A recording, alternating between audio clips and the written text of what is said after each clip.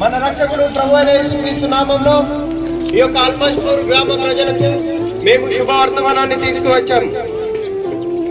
గత 2000 సంవత్సరాలకు పూర్వము దేవాది దేవుడు పరలోకమును విడిచి ఈ భూలోకంలో నరావతారిగా జన్మించాడు. ఆయన జన్మించాల్సి వచ్చిన కారణం ఏంటంటే సకల మానవాళి అంత పాపంలో మునిగిపోతున్నప్పుడు, ఆ పాపం నుంచి విమోచించే రక్షకుడు లేనప్పుడు దేవాది దేవుడే తనే మానవ రూపుగా ఈ లోకంలో జన్మించాల్సి వచ్చింది. ఈ లోకంలో నశించిన దాన్ని వెతికి రక్షించడానికి నేను ఈ లోకానికి వచ్చానని ప్రభువైన యేసుక్రీస్తు వారు సెలవిచ్చారు. నశించిపోతున్నది ఏంటంటే మానవుడు తన అలవాట్ల వల్ల నశించిపోతున్నాడు, తన స్వభావం వల్ల నశించిపోతున్నాడు, తన ఆలోచన విధానం వల్ల నశించిపోతున్నాడు.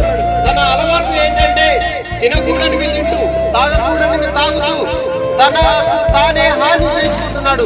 తనకు తాను హాని చేసుకుంటూ నశించిపోతున్న మానవుని రక్షించడానికి ప్రభువైన యేసుక్రీస్తు ఈ లోకానికి రావాల్సి వచ్చింది. తన ఆలోచనల వల్ల ఎదుటి వారికి హాని చేయాలనే ఆలోచన, ఎదుటి వారిని తప్పుపట్టాలనే ఆలోచన ఏదైతే ఉందో దాన్ని మార్చాలని ప్రభువైన యేసుక్రీస్తు ఈ లోకానికి వచ్చాడు.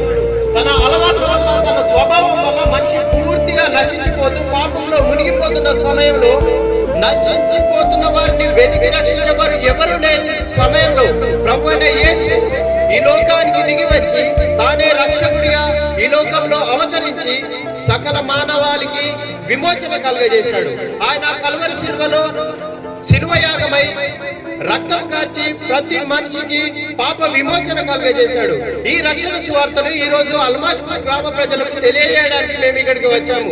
ఎందరైతే తనను విశ్వసించి అంగీకరిస్తారో వారందరికీ రక్షణ కలుగుతుంది, వారందరికీ పరలోక భాగ్యం దొరుకుతుందని ప్రభువైన యేసుక్రీస్తు వారు సెలవిచ్చారు. ఎవరైతే ఈ మాటలను నమ్ముతారో, ఈ మాటలను విశ్వసిస్తారో వారికి రక్షణ కలుగుతుందని బైబిల్ వాక్యం సెలవిస్తుంది. బోలో యేసు మసీహ్